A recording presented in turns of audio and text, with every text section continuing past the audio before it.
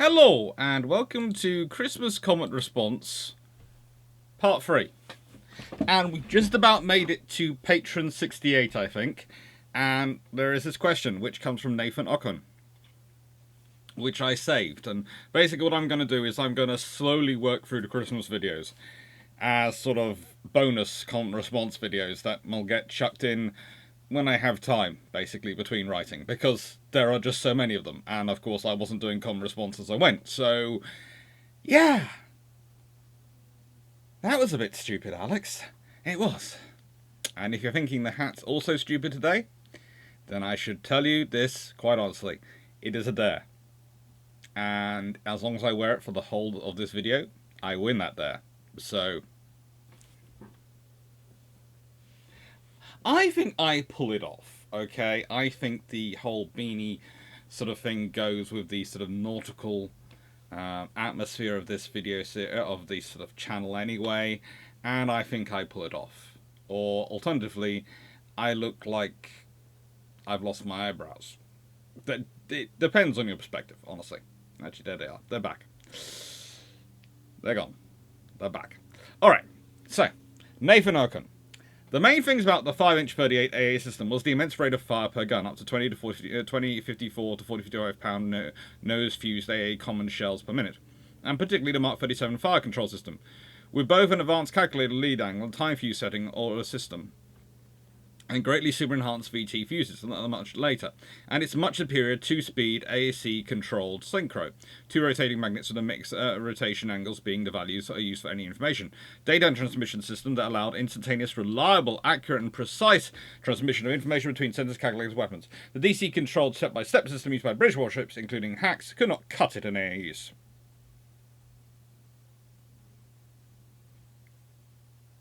Okay, Nathan. You designed the fire control system to reflect the guns you have. Sorry.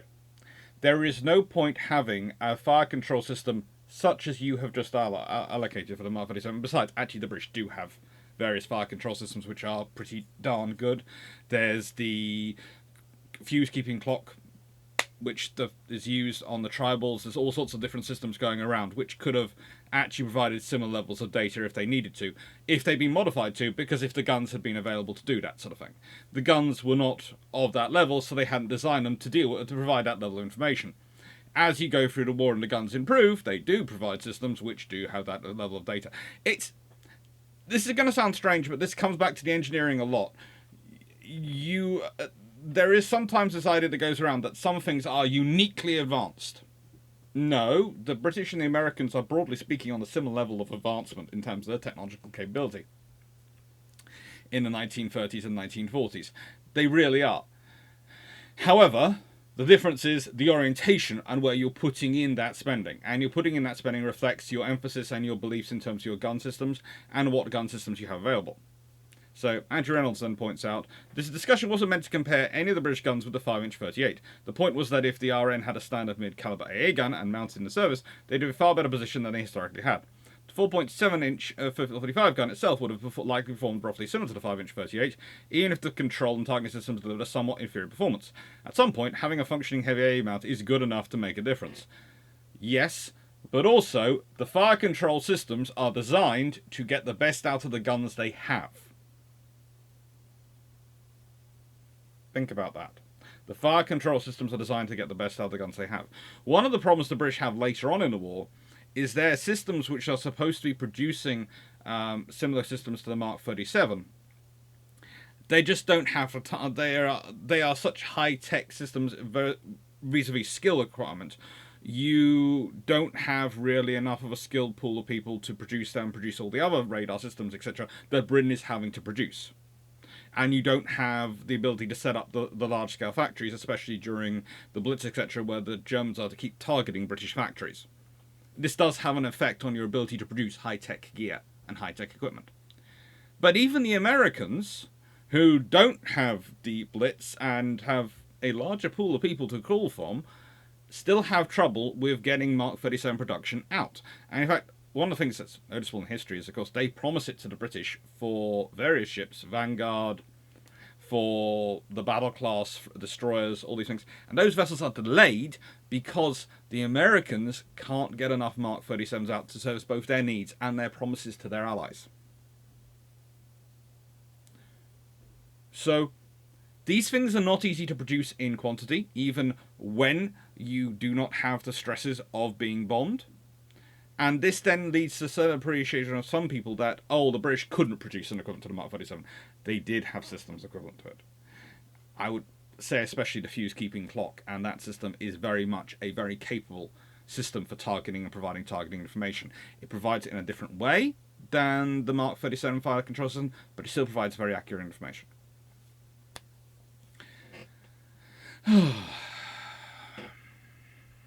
And I can understand. The trouble is, Nathan, and I'm saying that I'm talking to you as if you're listening, I hope you're listening, is I can understand where you're coming from, because there are certain history books which do write it in such a way that you would honestly think that the Mark 37 fire control system is something out there on its own, and it's the only system like this in the world. And the thing is, they are probably right in terms of the Americans' ability to produce so many of them. Even though they still couldn't produce enough for all that it was needed, they could still produce a lot more of them. But the thing is, there are other systems which are heading there. And the high-angle control system, you always have to remember, that is actually a very good system for long-range AA fire. It gets problematic when it gets closer. But it's actually more precise at longer range. So there's actually a point at which it's actually very useful. It's also proved fairly decent for when the British needed it in the Mediterranean. It was fairly easily able to be adapted. There are problems with the high-angle control system, but considering it absolutely terrible is not one of them.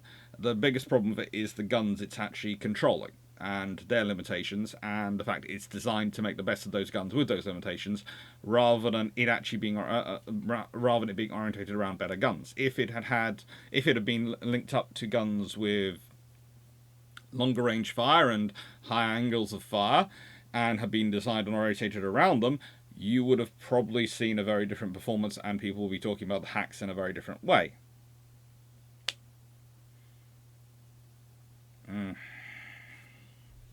You win some, lose some. Mike Parkinson, this was a comment on the Soviet Navy 1939 to 65, which is probably good because we've got the Soviet Navy video slides come up again. Allies should have gone to war with the USSR. 100% we'd have lost. Why? Whilst we got a long and proud naval history, when it comes to land warfare, nobody can touch the Russian Soviets. Really? Despite the asinine propaganda fantasies we'd be subjected to. I'm sorry, but no. Sorry, no. The Russian systems, they're logistically just as weak as the Germans were by the end of World War II. As the Germans had been at the point where they crushed them. So, I'm sorry, no. Despite that, wasn't the Northern Soviet Fleet built after the White Canal? And wasn't that something to do with the UK and Norway raiding USSR seal resource? Or was it COD again? My memory's getting bad. No, and I don't know what you're on in that sort of fantasy world. Sorry, when I say fantasy world, there are all sorts of things put out there in terms of the propaganda, and if you're going to talk about me being subject to propaganda, I'm going to talk about you being subject to propaganda. And, yeah, no. The Northern Soviet Fleet could never do anything about anyone else. There was nothing they could do. If the UK and if the Norwegian Navy had decided to go up to deal with the Soviet Northern Fleet in the 1920s and 30s, the Norwegian Navy would probably have won. Because they usually had more of their ships actually operational and capable. And they usually had actually officers who were far more experienced at sea than the ones who kept being killed.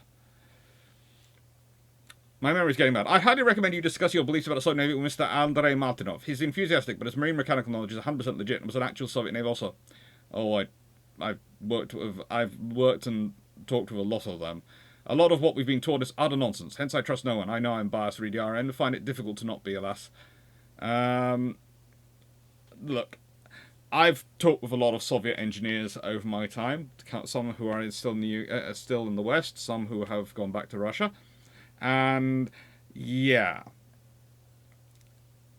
Then Mark Harkness responds, lost? How does the Soviet Union win in the Siren? Don't confuse losing with not winning. Remember that the Kaiser Germany did beat the Russians. They didn't conquer Russia, but to say Russia was not beaten in World War I is an error. But making World War II a freeway fight would have been a nasty business. Even winning the fight would not mean it was wise to choose the fight. Honestly, the scenario I think you're discussing about Allies should have gone to war with USSR over their invasion of Poland and all these things, I don't see the Soviet Union winning that. Not at that time. For starters, if the Allies really get pressed, they have nuclear weapons. And you might not like that they develop nuclear weapons, but they're further along with that than the Germans are, and they are far further, much further along with that than the Soviets are, because again, the Soviet nuclear program has again suffered a bad case of head-losing itis. What I'm saying, then you go on. Well, nobody wins in that. When I say nobody touches the Russian Soviets in land war, I'm talking history. Certainly never claim Russia has never lost a war. That'd be absurd as saying Ukraine is beating Russia in the slaughter. Russia launched the war of aggression and invasion of Ukraine. You can argue whatever their reasoning for. You can argue whether they were justified or not. That's a completely different discussion, and frankly, I don't think they were justified. But I can see the point. There are various people who say, well, that Russia's trying to secure almost control of double their population to secure themselves with territorial boundaries, and that's one of the reasons why they're so paranoid. But that's definitely never really a possibility for success. But the thing is, when you invade another country, when you cross the border into another country, you are launching a war of aggression. If you do not win, and you are being forced back and out of that country, you are losing. Yes, you're still fighting on their terrain, so you can say, well, we're not losing because we're not fighting in our own terrain. You can make that case, but when you are actually not winning and are on the defensive, you are losing. I don't know how it will work out. I don't have the tea leaves, but the Soviets in 1939 would not be defeated even if the Allies joined the Nazis. USSR had the problem of USA plus Germany. Whilst the Germans certainly were tough, competent soldiers, the Anglo, and specifically the USA, seemed allergic to meat grinder warfare. Freaking smart, if you ask me. Have you seen how many soldiers the US chucks into combat? This idea that goes through that the Americans are allergic to meat grinder warfare. No, they usually come with ways of getting around it and fighting in other ways so they don't have a meat grinder. That doesn't mean they won't fight. And that doesn't mean they won't fight when you're that massive. They've got artillery, they've got armor, they've got air support, they've got all sorts of things. And they usually have technology to try and even things out. Plus, they have a logistics system, which isn't going to break down every 5 minutes. And that was the big problem for the Soviets attack into Europe. They were just as rail-dependent logistic-wise as the Germans were. No way the Anglo-West could stomach the losses in the fight. We'd be out and sail home before we lost 1 million men. Depends. The Russians have just spent all their resources and all their equipment they can to attack into Germany and push into Germany as fast and hard as they can. So their forces are stretched thin. But that's a different scenario, because the thing I was saying was honestly, because the Russians also invaded Poland technically, and because we were going to war with Germany to defend the Polish, we should have also declared war on the Russians, because technically that is the case. It follows a logical path. In which case, we'd have been fighting from 1939. In which case, you'd be dealing with the Russian army of 1939 and the Germans of 1939, and the Germans aren't going to allow the Russians to come and take part in their war. And frankly, and if the Russians and Germans end up fighting each other as they historically did as well, and you've got no supplies going to Russia, not even the Arctic convoys. I'm not talking about just losing the Arctic convoys. We're talking about the huge amount of supplies which flowed through Persia, the huge amount of supplies which were sent through down the Siberian Railway from Alaska, etc. If these supplies aren't going to Russia, especially things like certain types of oils and lubricants, things you don't really think of, then they're actually in a lot of trouble. They probably still win against the Germans, but they will probably be forced right back to the Urals. And, well, the thing is, when Allies then attack in behind the Germans, it becomes a massive three-way fight, but ultimately the Allies actually might win it. In fact, more than likely do win it, because it's going to be devastating to Russian and German territory if they're fighting each other. If they're not fighting each other, if they're just fighting the Allies, then the Russians still lose pretty much everything in terms of a naval warfare, and they probably end up in far more trouble. Because the Russia of 1939, believe it or not, is not the Russia of 1945 and the Russian forces of 1945. So please, this is one of the troubles with history. Sometimes we see the army of it is at the end, and at the end, yes, it's won all these victories, but as I said, it's logistically at the end of its string. But we can still see this sort of victorious army, which has been through years of brutal fighting, which has in many ways hardened it, tempered it, given it steel, and has managed to let it build up from the ashes of the various crushings which political intrigues had wrought on it. That is not the army in 1939. That is not the army in 1939. Yes, they're beating the Japanese in large open-scale ground warfare, and you can see why. The Japanese weakness was their lack of infrastructure and industrial output, really, for their economy. But also, the fact is, they're trying to fight armoured manoeuvre warfare without armoured manoeuvre equipment. Not to the same level. You know, the Japanese, the few hundred good quality tanks they have are still in Japan at the end of World War II. They certainly didn't have any out in fighting in Manchuria in 1939.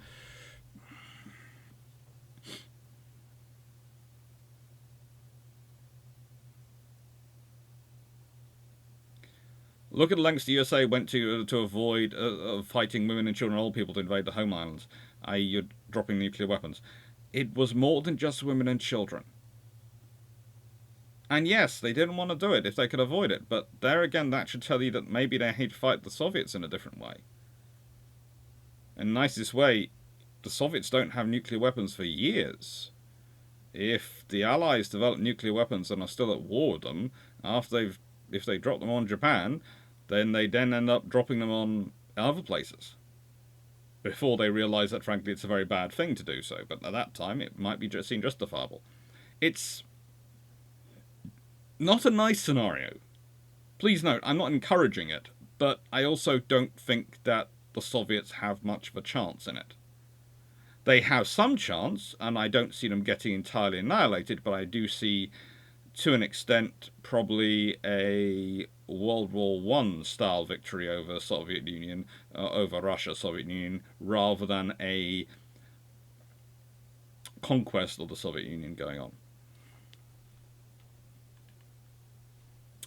Cruiser policy of the Reichsmarine Cruise Marine. Philip Delmer. The smaller, less funded Navy will always be at a disadvantage against a larger, better funded Royal Navy, because with enough resources you can do what you were doing, what your enemy is trying, and whatever else you think might be helpful at the same time. The question is, what can a smaller, poorer Navy do to challenge the big guy? Why weren't the German light cruisers designed for longer deep ocean raiding and U-boat resupply? Weren't the Deutschlands intended to pretend to be coastal defence ships, while actually being potential commerce raiders? And weren't Scharnhorst and Eisenhower supposed to be upgunned to 6 15-inch guns, which would make them comparable to Renan and Pulse? There is a plan for Scharnhorst and Eisenhower to be upgraded to 6 15-inch guns, but you can't really evaluate them as what they potentially could be upgraded to, because what do they fight as? They didn't ever fight with 15-inch guns. They didn't get 15-inch guns, so in the nicest way, you have to treat them as they are. As for the Deutschlands, there's all sorts of weird things around them, pretending to be coastal defence ships. They're not really. They're supposed to take over from the pre-dreadnoughts. And they therefore have quite a large tonnage limitation compared to a 10,000-ton cruiser, etc. The thing is, the Germans aren't allowed dreadnought battleships, etc., and things over a certain tonnage by the Treaty of Versailles. That doesn't mean they need to build ships like the Deutschlands. They don't need to build a coastal defence ship. And they don't need to justify it as a coastal defence ship. there are various arguments to go round about it, mainly because I think of the own internal debate in Germany about defense and the Weimar Republic. So, yeah, there are issues there, but basically they're building commerce raiders slash status ships. Why weren't the German light cruisers designed for long-range deep ocean raiding and U-boat resupply? I have no idea, because that sounds actually quite sensible, but, you know, the Germans just don't. Oh, they just really don't. Jessica Lou, hello. I really liked Drive for Vera movie, and I see fitting to Dr. Clarke's description of realities. This historic Crimean one might call a romance story between a housemaid and a private driver to a retired fleet admiral. You get the shots of Crimea before Russia. Before what's happened recently in 2014 and 2014 and today.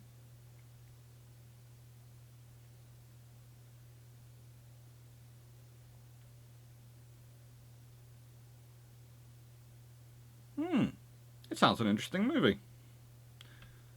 Oh, there's a link to it as well. Well, I will have to watch that.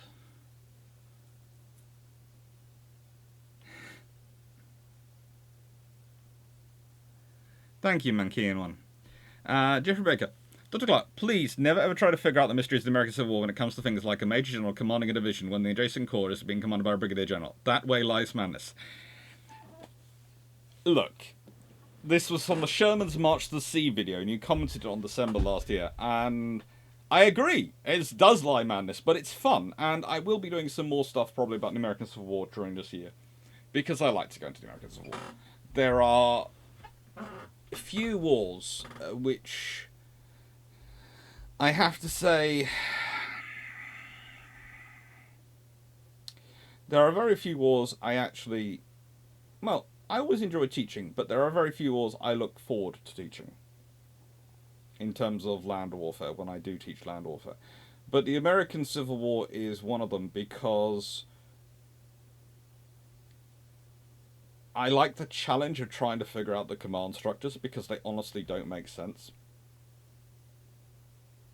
They honestly don't make sense, and it's just something to sort of really challenge yourself as a historian when you're looking at it, trying to figure out. Okay, so this is a Major General, so he should be in charge. Hang on, no, he's not. There's a Brigadier General in charge of this corps. How is there a? And then you get into the whole thing of you can be a Major General of the National Guard of a certain state. You can be a Brigadier in the regular army, and you're a brevet provost. It's just brilliant. It's just so complicated and interesting. And that's before we get on to the naval command structures, which are just even more fun because everyone's got to be a Commodore until they suddenly create an Admiral. Colonel Gazman, on the Soviet Navy 1939-65. Fun fact, the S-class subs probably got their nicknames from the S-65 Stalnet tractors, of which almost 40,000 were made. Pretty widespread, even in Warsaw Pact Hungary after 1945. Or just the general personality cult of Uncle Joe. Lots of things seem to be called Stalin. There's the interesting example, the Joseph Stalin 3 tank, which was... How do I put this politely? Still in production long after he died because no one wanted to end a tank with that name on it. Andrew Cox, on the Soviet Navy 1955. How many of those countries you mentioned were actually willing to build warships for the Soviet Union? At the time, Germany was a co-conspirator due to the rearming of the Wehrmacht. All of them were. Italy, France, Britain, USA all supplied tech of some sort. That created its own problem, really, as some of the warships were such a mishmash of different idea systems that nothing really worked. Christine Rodriguez, if I'm not mistaken, the IVS Encaros, a Dutch company, did design S-class submarines for the Soviet Navy in 1934. So that's also gender class. Generic Person X. Yeah, the idea that the Soviet Union was very isolated diplomatically after the mid-1920s is very much a myth. While politicians on both sides of the communist curtain waved angry fists at each other for the cameras, there was considerable exchange going on. The USA alone was shipping tons of goods and services to USSR. You can find home videos of American businessmen and technical specialists of their families in USSR living there for years at a time. Stalin never dared harm many of these people for fear of losing access to their goods and services. Also helped, the Soviet economy didn't actually have to pay its own people with money backed by anything more than government orders, allowing the government to concentrate its media of actual value, like gold, on international trade.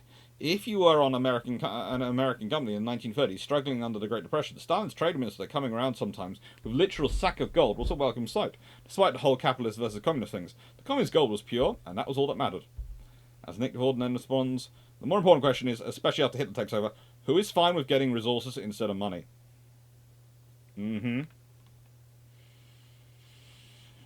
Calm goes on. Missiles as a known quantity. Also, until 1967, the sinking of INS area, no one knows. Slash it. To be absolutely precise, the Northern Fleet was formed in 1937. In 1933, it was the Northern Flotilla formed, which was upgraded to Fleet 1937. Yes, but then I was going to have to get into the whole different command structures of the Northern Flotilla and how it became Northern Fleet and what exactly it was formed about and what it was doing, and that would be a whole extra video. Because, as said, there's already been someone who's discussing it going, oh, it was formed to deal with British and Norwegian cod fishermen or something like that. No. No. There might have been various propagandas put out in the Soviet Union about that, but that was not the case, because actually the cod fishing areas they were going to were nowhere near where that fleet was formed up for.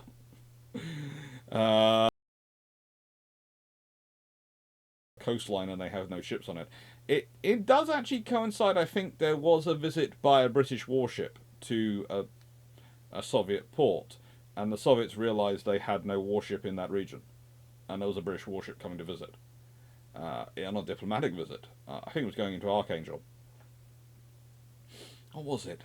Was it one of the cruisers? I thought it was one of the E-class, but I'm not 100% sure on the actual sort of story, and that does seem to coincide quite well with the Russians actually putting some ships up there, but they are very much a flotilla. It's very much destroyers and whatever destroyers we can grab that actually work or vaguely float.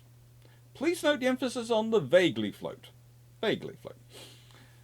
So, Thompson, War with Finland is like a horror movie where you're not the smart one. You are one of the dumb ones who gets killed. This is going to be a good one. Thank you for validating my gunship theory. Even in modern science sci-fi and anime, the big gun rules supreme to missiles.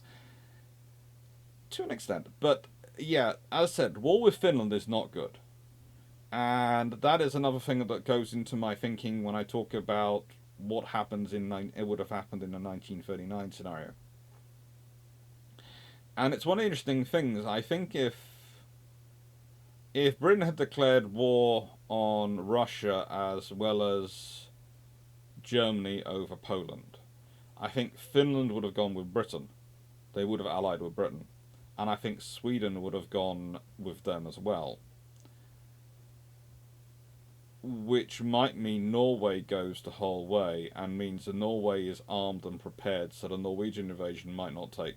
Well, if it does take place, might not probably won't work the same because they'll be prepared. And then, frankly, as we all know, the Norwegian campaign, as great a victory for the Germans as it is, the actual invasion itself is on a wing and a prayer. And if half their forts had actually been armed, manned, and ready to fight, as a couple forts were, the effects on the German invasion force would have been absolutely horrific. And there is a good chance that they would not have succeeded in any way, shape, or form. Especially if they'd already been allied with the British, and therefore there would have been a British minefield, and the British fleet probably also visiting some of the ports, and yeah, it just gets. It's an interesting. It's a scenario when you work through that one, and I've done a few. What you can call, or sometimes the phrase is wargaming. But I'm never quite keen on that phraseology because it makes it sound like it's sort of playing war when it's not. But working through it, I would say, with colleagues, I would say Finland allies with Britain, and about 7 times out of 8, Sweden decides that to go with Finland, to back up Finland, and ally with Britain as well, and Norway goes there as well. Because whilst they're not all exactly that close, they don't want the Soviet Union conquering Finland because then they'll come after Norway and they'll come after Sweden, and both of them know that. And that's why Norway has such a large force mobilised in their north to protect their northern border against Russian invasion. So, if you then have the British Empire backing them up, yes, you still have war with Germany, but that then gives you a very different scenario because if you have that going on, you don't have the Norway campaign for the German forces. And they probably still conquer Denmark. Probably still. Maybe they don't, but probably still. They might decide to keep Denmark neutral and not invade Denmark at all, because it might be more sensible for them to do so. And there again, wars are not started by people thinking logically, so there again they might not think sensibly either. It's a whole thing to get into, but it's a scenario which, if you work through in a sort of organisation like a model UN, etc., and you start thinking these things through diplomatically and thinking about what's a logical scenario for you to do, you'd be surprised how often that works out that way. And it does change the whole war, because actually one of the things that sometimes happens is Japan decides, because they're fighting as well, have just been fighting Russia, they actually break the alliance with the Germans and ally with the British to fight the Russians, because the Russians are more of a threat to them, and they can get the northern resource area, which they're very keen on, and you then end up with a very different war going on. And you end up with the Americans sort of going, well, hang on, the British and the Japanese have allied to fight these two powers, and, well, we can stay out of it, but hang on, this is going to strengthen the Japanese, because the Brits will probably give them some of their tech to upgrade them and help them out with their infrastructure-wise, and and eventually you actually get the Americans joining in to back everyone up. And it becomes an interesting scenario for Russia. But we'll leave that to one side, and for Germany.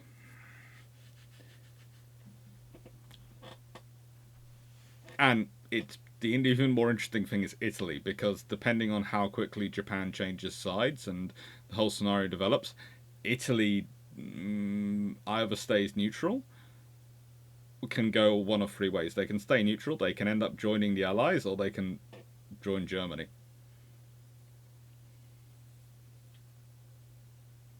But, you know, the thing is, Mussolini had Hitler's promised war wasn't going to start till 1942. The army and his forces weren't going to be prepared till then, and he'd started it 3 years early. So Mussolini had a get-out clause, and knew he did.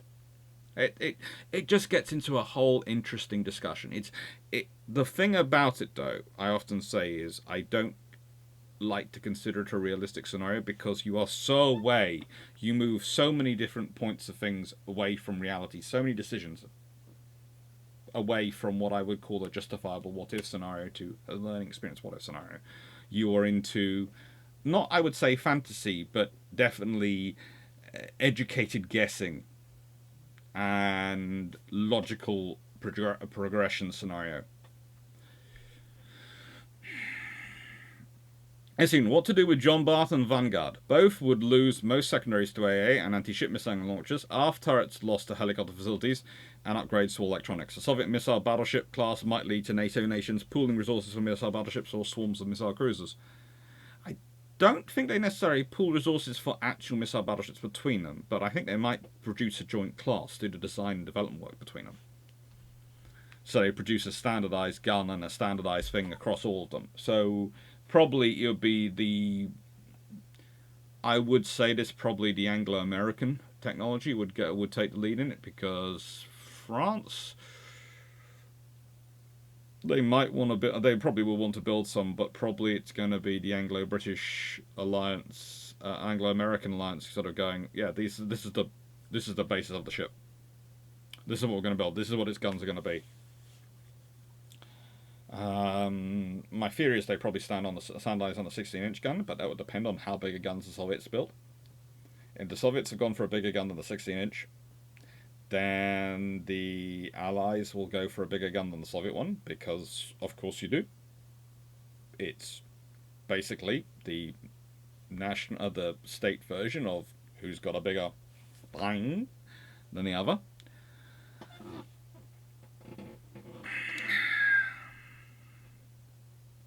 Tom Van Old, hello. Also, Soviet name in 1941-1965. I most certainly did enjoy it, Doctor. Can't wait for the next part. Interesting about how you mentioned development of electronics again in Western countries being more and more overlapping. Well, electronics development in the USA was highly centralized and has not been ad hoc since the 1940s anymore. Also, there's the awareness that vacuum tubes are on the way out. The semiconductor will be an absolute revolution, but they're not there yet, and the dates just often get pushed back and back. This leaves us a very unique yet very interesting area in the electronics department. Hybrid designs and vacuum tubes being pushed to their absolute limits to size and efficiency because of direct competition with semiconductors for many jobs. It had grown up, so to speak, and also parts now were designed around applications, not applications around the parts available. There was a huge difference with electronics design in the 1930s to mid-1940s as opposed to the mid-1940s to 50s. It was one of the few areas where massive overproduction built in World War II did have a lasting effect.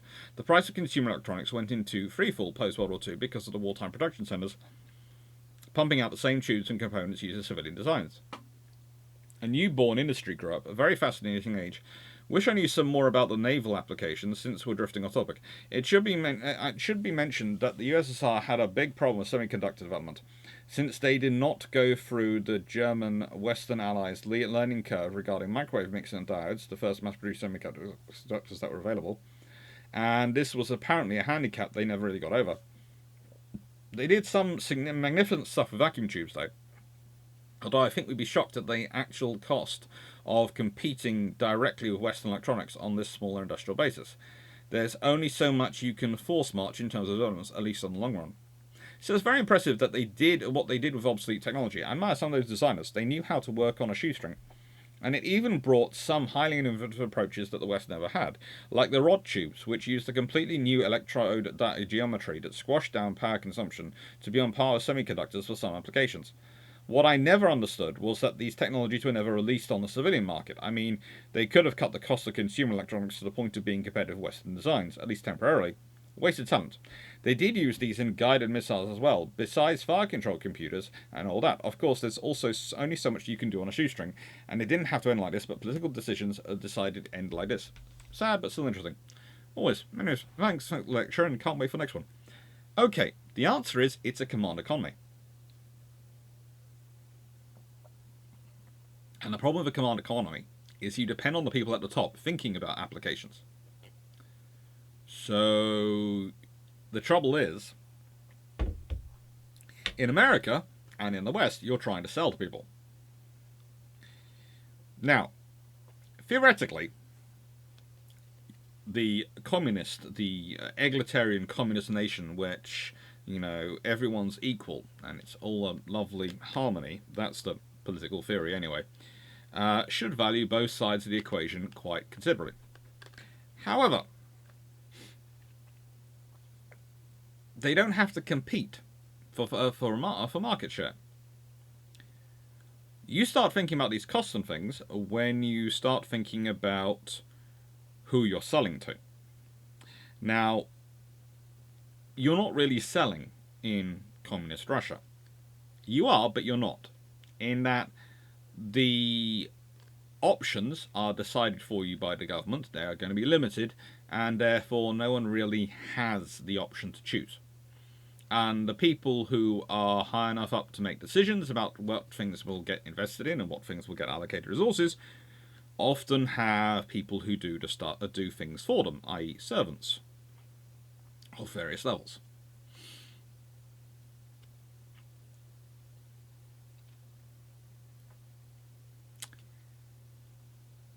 If you consider the West, though, well, you have a different scenario. UA have, we can call it sort of patronizing, but also it's sort of there. The fact that as post-World War I and definitely post-World War II, as more and more women get into work and are going to work, there is a realization in the economy that labour-saving devices are going to be a big enabler of that. They're also going to be something which are going to be desirable. Now, we can consider all the various perspectives around them on their introduction, and some are patronising, but they are introduced because of that. It's not a command economy, it's someone looking at it going, well, hang on, there's a market for this, because these people are now going out to work, so they don't have all the time to be at home cleaning and all this stuff, but, we're still, it's still keeping a house clean is still important. It's still part of the image. And keeping things neat and tidy is still part of the decided image. Plus, there are also bachelors living on their own as well. There's a large number of those. And they want to keep their house neat and tidy because they apparently think that that's important for attracting the attracting the fairest sex, and all these things take part. And someone goes market share, so they move into it because there's no one at the bottom to tell them no. That's not. We need all this for this, and also they're able to invest as they want.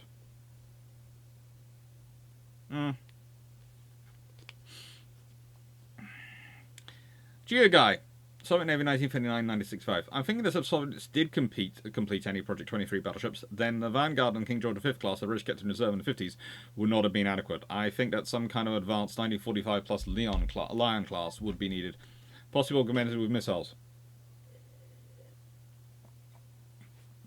Although the West seemed to lag in anti-ship missile systems until XS and Harpoon came out.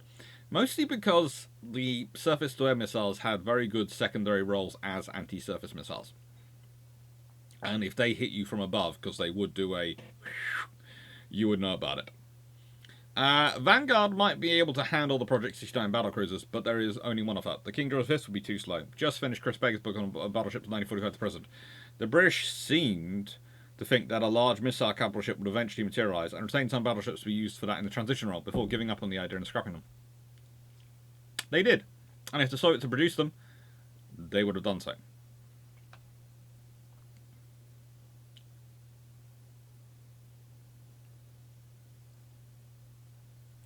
Calamine Waffles. In real life, according to his son, Phillips knew pretty well the odds were stacked against him, but did his duty anyway. Yeah, I'd agree with that. That's on Force Z's Fate, one of the shorts. Dan Freeman, on the Soviet Navy 1959 to 1965. And I think I'm talking to you later today. Australia trip planning. Big topic, big video. Didn't feel long though. What is the response going to be to a stronger Soviet Navy in terms of larger service commanders from the Merchant Navy and the Royal Navy? From the Marine Nationale and the Royal Navy? Given a contingent question as well, as it will depend on when the realisation made a threat. Will the RN still have any of the King George V's and Vanguard in service, or have they been scrapped? And what state is Rickaloo in? Britain still has quite a few 6-inch armed cruisers, and these can be refitted and upgraded as part of the carrier battle group, can go into harbours and look good for the present mission. This may lead to CVA-1 being built and the associated Type 82 destroyers. Tiger Blake Lion trio may also remain as gun and guided missile cruisers for the RN into the 1970s and even 1980s, rather than going helicopter cruiser role, although whether the RN will ever get a cruiser with a hull laid down for the end of World War II is questionable, but I would hope so, as the county and town class hulls, while larger than the subsequent classes of cruisers, are going to be tired by the middle 1960s. So perhaps CVA-1 or CVA-2, the RN, Queen Elizabeth and Prince of Wales, Duke of Edinburgh. Let's face it, British politicians are probably going to make the mistake of only ordering 2 and not 3 or 4, and we can hope for 8 or more Type 82 AAW anti-air warfare destroyers. But then are some larger rapid-fire 6-inch twin-armed cruisers laid down in the late 1960s as well. Carrier aircraft are going to develop directly to go on the CVA-1 as if they've been built, as they are being built big compared with historical development. But I can see the air groups being composed of AW, ASW turboprops, plug-in-ears, and possibly replacing F-4 Phantoms with British engine variant of the F-14. The British involvement in the F-14 would then influence the development of Tornado, and I can see that being for the better and something more like a 2-seater from the outset F-15 being developed that would be more capable of upgrading, updating as basic airframe. And oh, butterflies. I think there is one scenario you do have. If the Soviet Navy is a larger navy and is more blue water focused, so they do have carriers and they do have capital ships in after World War II, and they do build them in that immediate phase, there is an option you might get the Maltas completed. It depends. The thing is, the British might go, hang on, instead of building these smaller ships, we will build the Maltas. And they might build 2 or 3 of them. And that might then change things very much for because the CVA-1 won't be needed to be built until probably the 1980s at that point.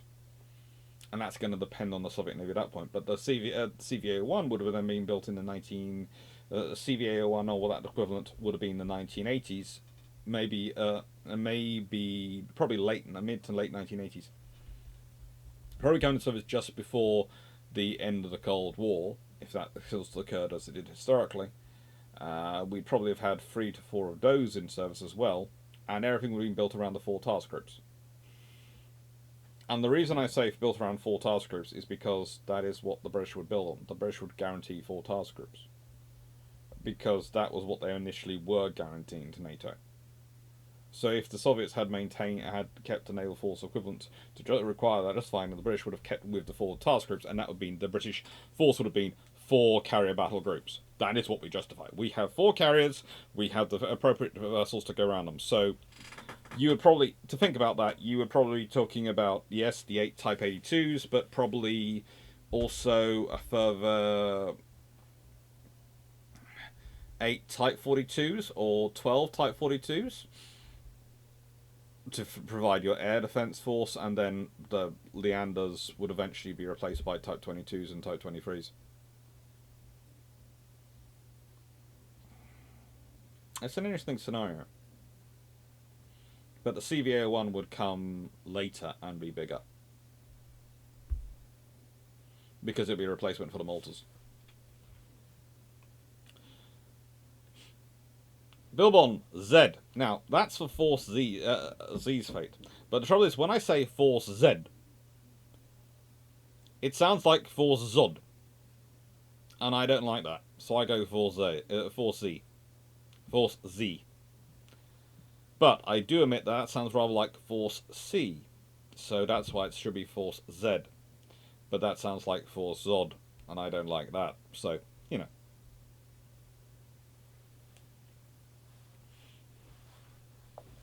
Proteus Aldergia, join the club. We're all maladjusted to like things like that, and the fact you like dogs, ships, and humans in that order, I agree.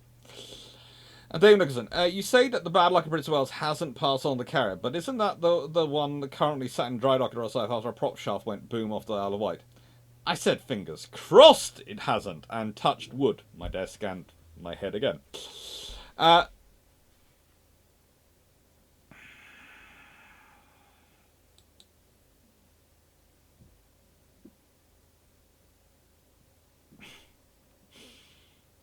Otto von Bismarck. Hello. Germany never sent any torpedo boats to the Black Sea. You're certainly referring to the S-boot, which are MTBs. MTBs are torpedo boats, as far as everyone else is concerned. With German torpedo boats really rank as small destroyers, and whilst I would have probably explained this fact if I was doing a long video on the Black Sea in World War II, and actually did in the 3-hour plus version that's recorded, when just talking about relative strength of Soviet forces compared to allies and against them, I made a decision to not go into that particular detail. As said at the beginning, this video was either one video or was 10 videos. It has to cover so much.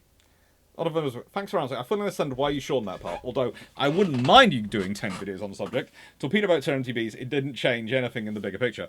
Although I have a hard time seeing a Type 9035 torpedo boat described as a small destroyer.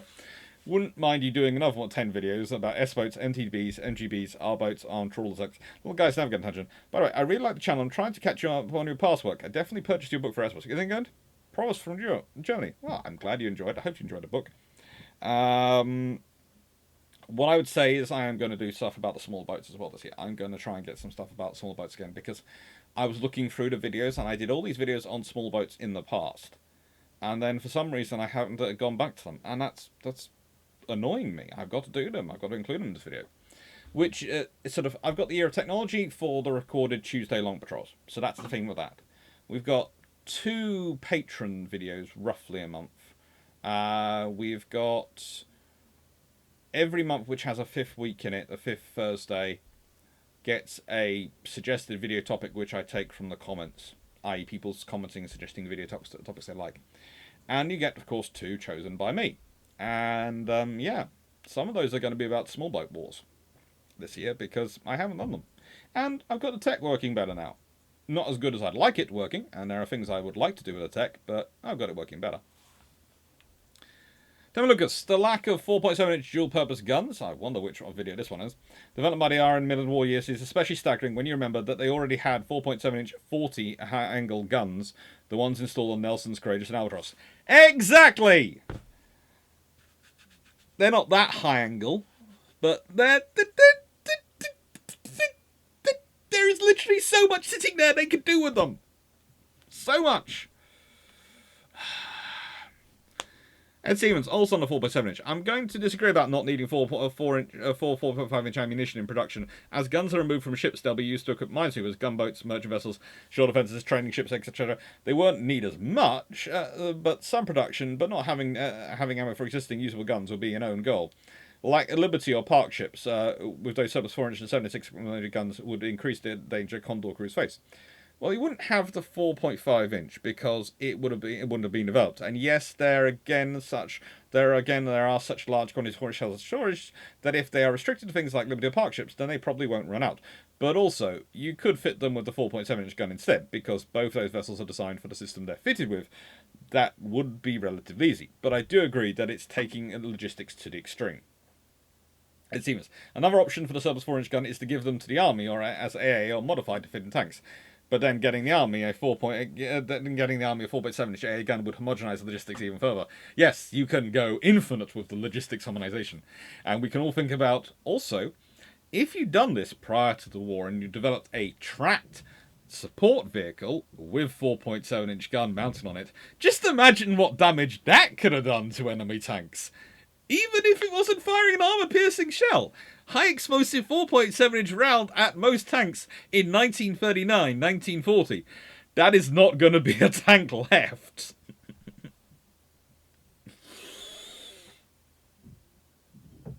It's just in a case of that. There are probably notes from the Germans going, "This is not fair." That's a 120mm round. GDM, clearly for the question, follow the old recipe. First, steal 2 eggs. The Axis should steal the plans of the 5-inch 38s and disguise the fact by calling them 5-inch 39s. Or rather, they should call them 12.7cm 38s. That would really throw the US off, according to GDM. It probably would. Okay.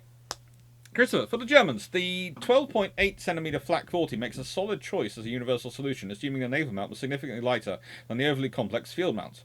Is in most respects similar to the American 5-inch 38. The flak 40 was a 60 weapon, unsure on how the mounts would handle it.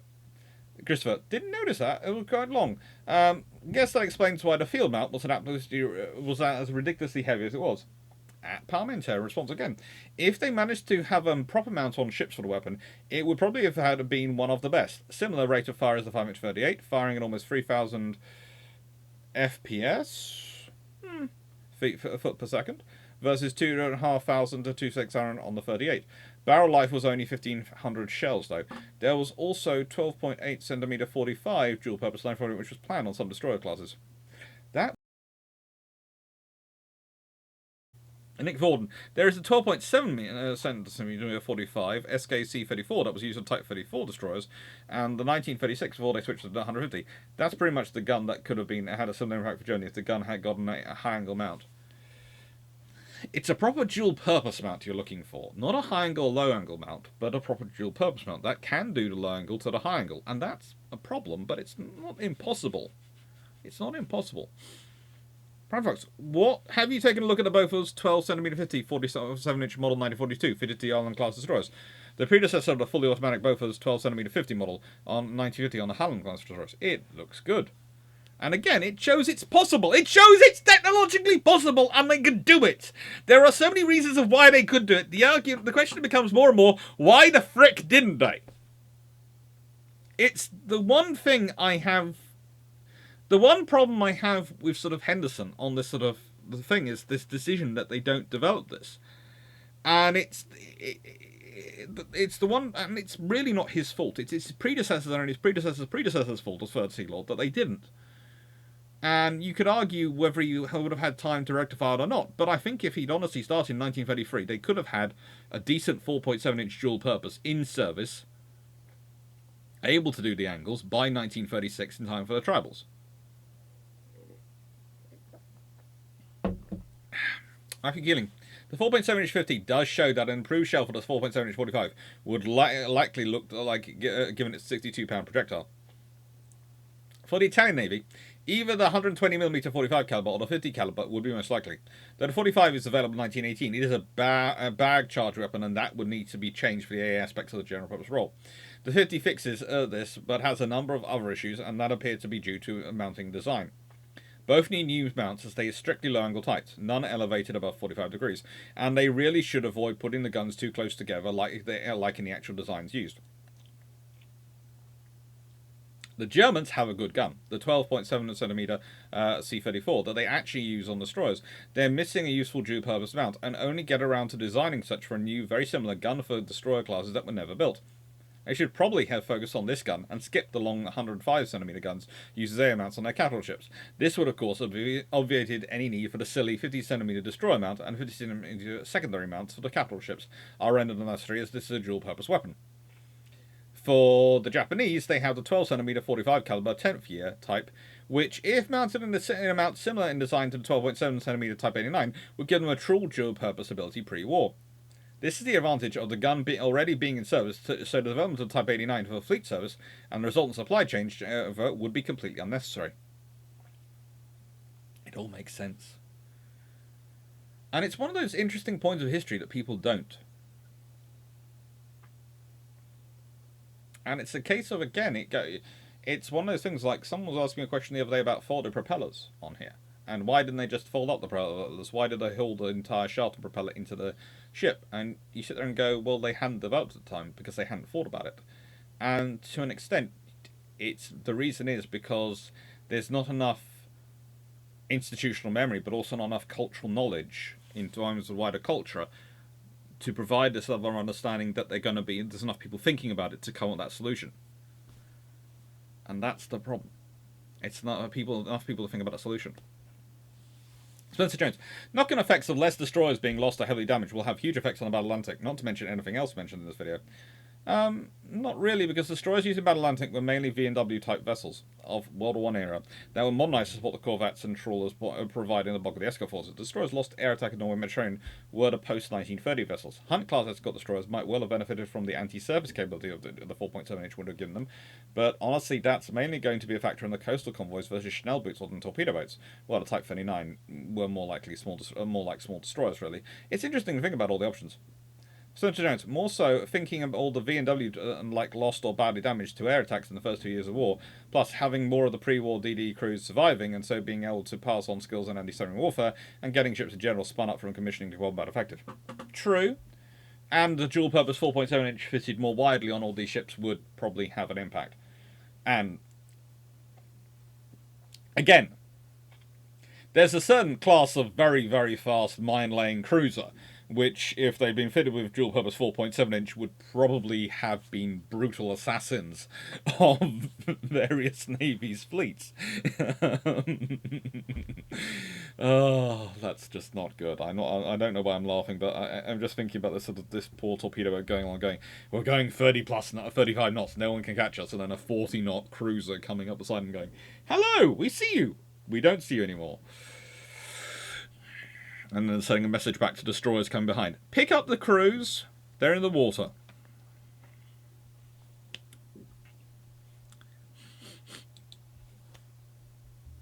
Marcus Franklin, the caliber of the gun is always a weird phenomenon. You got a fairly regular scale in inch or millimeter or centimeter. 4, 5, 6, 8, and then you go into the realms of weird sequence. 9.4 to 11 to 12 to 13, 14, 15, 16. 9.4, okay, metric, it makes sense, 24 centimeter, but then again, from 12 to 15 to 20 to 24 and jump to 28. There is one size that is rare and would make a hell of a lot of sense. The 25 centimeter 10-inch gun. I've been over this. The reason why the 10-inch gun doesn't make sense is because, whilst it makes sense from a numerical point of perspective, it has the rate of fire of the larger battleship guns, but not as much hitting power, and frankly doesn't really save as much weight compared to them, without the ease of maneuvering of the smaller guns. It's basically, because it's the perfect gun sitting in the middle, it's neither one or another. It doesn't provide a high enough rate of fire for the cruiser role, and it doesn't provide enough hitting power for the battleship role. It sits at the straddling line before you get into capital ship territory, and when you go into sort of cruiser territory.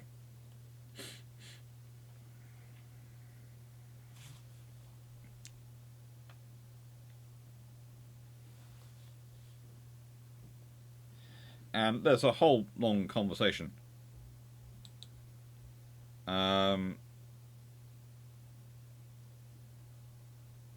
which goes on from there in the chat, because my Strength is very, very good. I mean, it's interesting comments come from them quite regularly.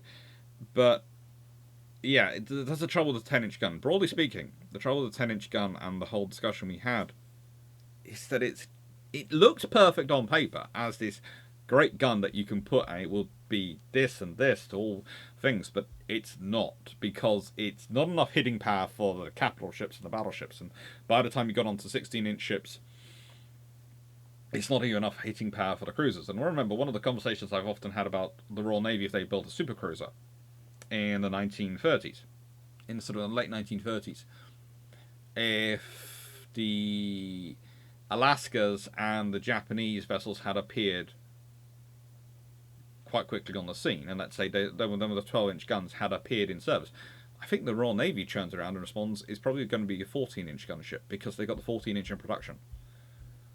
And they probably go with a twin 14-inch turret and 3 of them off the King George V's.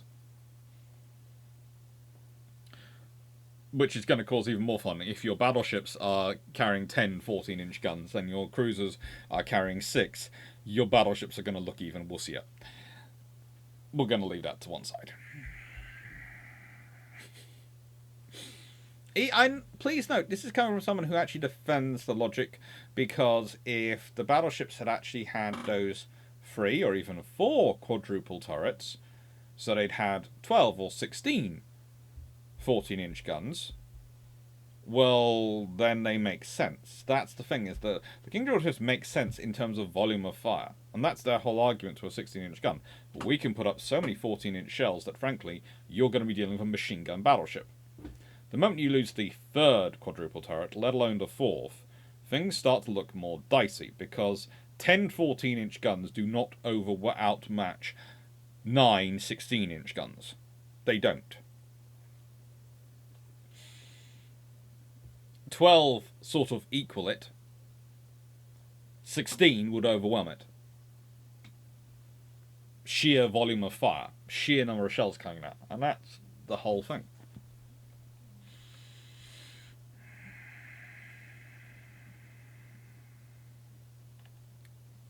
For discussion on mountings, if properly done, the famous Mark 5-inch twin mount for the 4.5, the one made by modifying the upper deck mount used on the Queen, and those are refits, could have been developed a lot earlier for destroyers. Its 4.7-inch L45 was developed into a dual-purpose weapon. King George V's were 6.5, like having 4 destroyers strapped to the ship, instead of the 5 with the 5.25-inch dual-purpose mounts. Cruiser like the Leanders, Counties, Didos, and Town Crown Colonies would have gotten a massive boost to their anti-air and surface capability. Not to mention, the Tribals would have got fully enclosed turret, which would provide better seakeeping and crew comfort, which increased the ship's fighting capability. The battles would have still been built with a 3rd twin mount aft, and moved some of the 40mm twin mounts to where the 4-inch would have been. Slightly smaller destroyers would have been given better AA earlier. Now, here's my response. I doubted on the fully enclosed turret for the Tribals, mainly because the RN didn't due to weight limitations, and the fact that a turret built to those requirements would to their mind produce something more of a death trap, keeping an explosion inside rather than shielding souls inside from what it was outside. That had been the big delay in the 4.5-inch upper deck project, trying to make a turret that offered protection, movement, and fits in the weight requirements, as it was when fitted to the Darings, then nowhere close to the requirements outlined in 1937 on the treaty limitations. But you would have got an enclosed turret for the battles, because I see images of battles with what I think are modified twin 4.5-inch upper deck mounts. They are. Well, no, they're actually twin 4.5-inch between deck mounts. They're BD mounts. They are capital ship mounts, with a large boxy structure protruding out the rear of the turret. Your more knowledge on the subject are its 3 major models to destroyers. I'm not sure about the armor specs for turrets and mounts and guns. But there again, the battles do it by actually disregarding the weight requirements which would be required on the treaties. But I understand what you mean for turret armor protection. But what about the Tribals that are built after treaties collapsing? If we're going by your scenario of the yards building more Tribals all the way up to late 1941, could they have been modified to mount some newly developed twin 4.7 dual-purpose turrets? They could have been. They could have grown up and had turrets. They could have been expanded. It could have been sort of next generation Tribals. On the side note, here's a scenario for you. 40mm Bofors L60 was first produced in 1930 and exported in 1932. UK defence officials negotiate with Bofors for production in licensing of their 40mm L60 gun to replace the pom-pom in 1933. Will the RN develop and build the multi-mounts from the pom-poms for use in the Bofors guns, or will they go American way, designing new mountings? Will the RN develop the 36-round trays that like they did for exclusive Bofors mounts earlier, but for other mounts, twins and quads? Most importantly, what changed for the air defence in terms of ship survival from the lowly corvettes and frigates to the mighty capital ships and carriers? I think they would still go with a multi-mount for the Bofors guns, but they would probably modify development, so they would have multiple mounts. Probably would still go to 36-round trays in development at some point. I'm not sure they develop earlier, but maybe. There's always a possibility they develop it earlier. And what does it do in terms of air defense? Gives you a far heavier weight of fire at close range to medium range.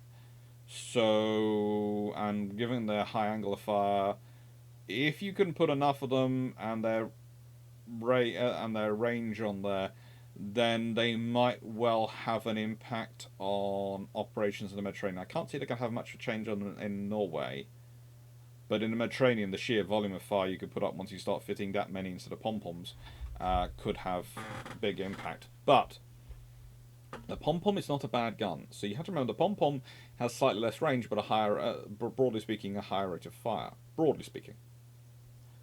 So it's half a dozen, 1 or 6 of the other.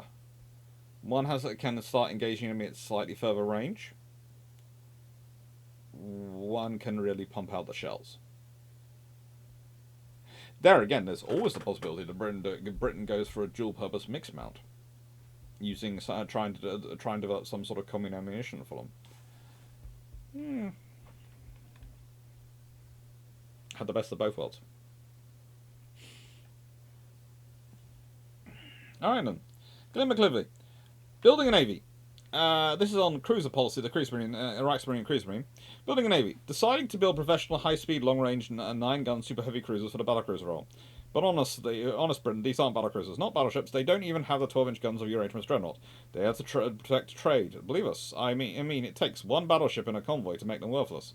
As long as you keep them from interrupting us, we will not build any battleships on us, Governor.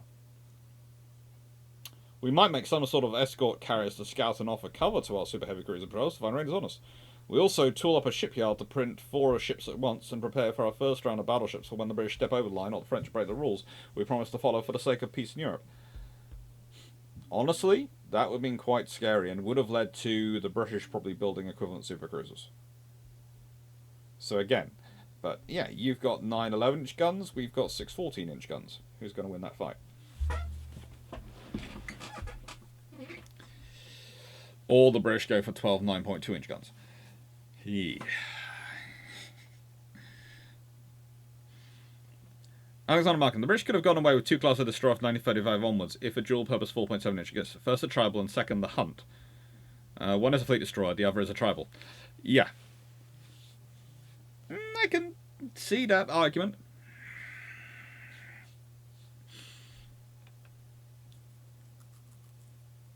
Let's see, yes, we've got time for another question, I think. 1961. Frankly, the Soviet Union can never keep up the Americans, although I'm not sure how long the Soviet Union would last if it was facing a non-declining British Empire, and the United States, as it would have had to match them both of them. That's an interesting scenario, 1961. That's on the Soviet Navy, 1939 to 1965. You see, I see the British Empire, whatever happens, as transitioning to a Commonwealth. I do not see the British Empire staying as an empire. As that had been the British plan. Well, you can find things discussing dominions and commonwealths going back. I think the earliest, one of the books I read, the earliest account it was listed was the 1890s. So the British have been thinking about how to give up their empire for a long time. Or rather give up the cost of the empire while still benefiting from it by having the trade area. Please note that before people start thinking Britain was being altruistic. No. They didn't. They wanted to have the benefits of empire, which was all those trade markets into a common trade framework, without having the cost of it of having to pay to defend it all. Yeah. By the way, if this surprises everyone, it really shouldn't. The idea of having your cake and eating it too is not new. David McIntyre.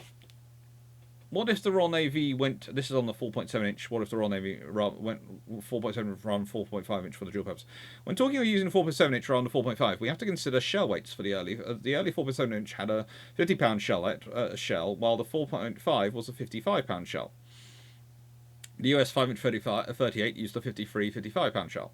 But other than that, given that in 1920s the UK developed an 8-inch 2-gun turret able to elevate to 70 degrees in a AAA roll, it was needlessly complicated, and an 8-inch turret too slow to use to track more modern aircraft, but it worked, and could have been scaled down for the 4.7-inch. The real issue was doctrine. The RN considered that a fast-moving destroyer would be an impossible target for bombers. The RAF had talked the RN into believing that dive bombing was not a thing and would not be given be a threat, entirely erroneous premise as it turned out. It's not quite like that, but yeah, there are certain limitations to the Royal Navy. Because the Royal Navy doesn't have a modern dive bomber to play with, they don't really know what the realities of a dive bomber threat are until they develop the skewer. And it's very quickly as they're developing the skewer and they're doing testings around the dive bombing sites that they have.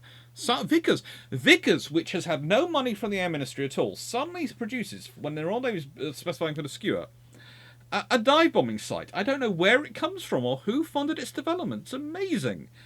But it's amazing how many, of course, guns and different systems the Royal Navy's funding Vickers to develop at that time. I'm sure there was nothing agreed by a certain Third Sea Lord. I can find no proof of it, but it does seem immediately interesting that the person who's been agitating for a dive bombing site, when he finally gets control of the Fleet Air Arm and finally is doing the procurement for it, the dive bombing site, which should take years and years to develop a proper one and a decent one, the Skewel did have a very good one, is actually available, and it's by the same company which he's been organising all sorts of development with for other projects and funding all sorts of other projects with them before. Amazing that company was just so generous and nice. So destroyable AA would only be needed for defense of usually larger ships, and for this the 40 degrees of elevation was adequate. The thing is, that's not just from the RAF, okay? The point I made in the video, and the point I will keep making, is that there's also a false positive which came from the exercises. In the exercises, and this is what we have to watch out for current exercises and modern exercises when we base defense on them. In the exercises, the aircraft had attacked the high point value targets. Why? Because you're in an exercise scenario. You're not going to get really killed, but what's worthwhile for you for the points of winning the exercise. Taking out the carrier, taking out the capital ships, and taking out the carrier. Taking out the capital ships, taking out the carrier. Then the cruisers, finally destroyers. And this is the problem, because you don't really have a realistic scenario, because of the way exercises are. They're still worthwhile doing, you need them as part of training, but you also need to remember that in wartime, the enemy doesn't give a flying hoot about what they're taking out. As long as they take out something, then they can go home and say they won. That's it.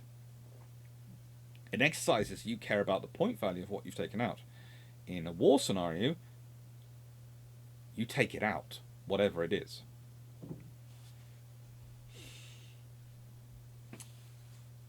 Look at me. 4W. Also on the 4.0, what if the Royal Navy went 4.7 inch rather than 4.5 inch for the dual purpose? The Japanese have both 4.7 inch, that's 12 cm, 45 cal, and 5 inch, 12.7mm, 40 cal dual purpose guns. Delivered payload is shockingly close between the two. Primary difference seems to be that 12 cm had a 15%, had a roughly 50% muzzle velocity advantage, but sustained rate of fire of 6.4 rounds versus 8 rounds per minute for the 12.7mm. Simply, as a gun, it would seem the 12.7mm 40 would be a perfectly serviceable. Given the lagging in the fire direction control technology, I'd say rate of fire would be the more ideal advantage than muzzle velocity, and 12.7 inch 40 would be preferable. Of course, the real problem is the Japanese industry was so factionized and their entire arsenal so strapped together that the idea of universalizing on a single gun system was likely non-viable from a production standpoint. Given how they felt about the 10cm 65, I'd suspect the Japanese themselves would have preferred an advanced 12cm 45 mount. Velocity shows up again and again as what the Japanese felt they liked. I wish I could believe that in the 10cm 65 is the answer, but the bursting charge is half the weight of the 12cm and 12.7cm, and the barrel life would be a problem once aggregated across the entire fleet.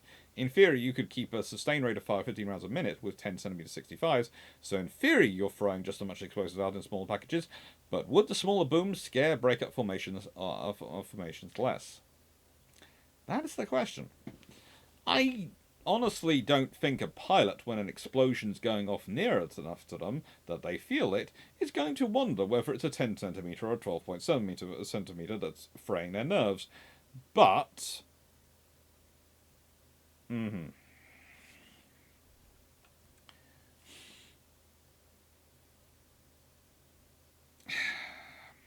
what can I say? There are fors and against of it.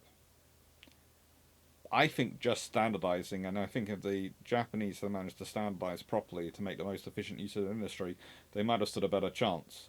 But they still would have lost the war. Basically, everything is incremental because of their sheer weakness of their position infrastructure wise and resource wise. And it's still the case to this day, sadly enough. Right, thank you very much for watching. Hope you enjoyed. I know where I am now. I'm going to print screen. So I saved the questions. I know where I am for the next one. And the next question I've got for next time is a Wayne's World of Science and Technology one, which is also on the 4.7-inch ones. And thank you for watching. I hope you've enjoyed. I hope you found it interesting. And I hope you... Look, comment response, and please do say, do you like the format of the comment response videos? Because I'm doing the Christmas ones aggregate, but I'll also be doing another one today. At some point I'll be recording the one for the previous week's video, which has the most comments. And that's the more normal style. So I'd like to hear what you think about whether I should do aggregate ones as a thing going forward, i.e. the last week's comment response video, or whether it's better when it's on a focused on just one video. Thank you for watching. Hope you enjoyed, and take care.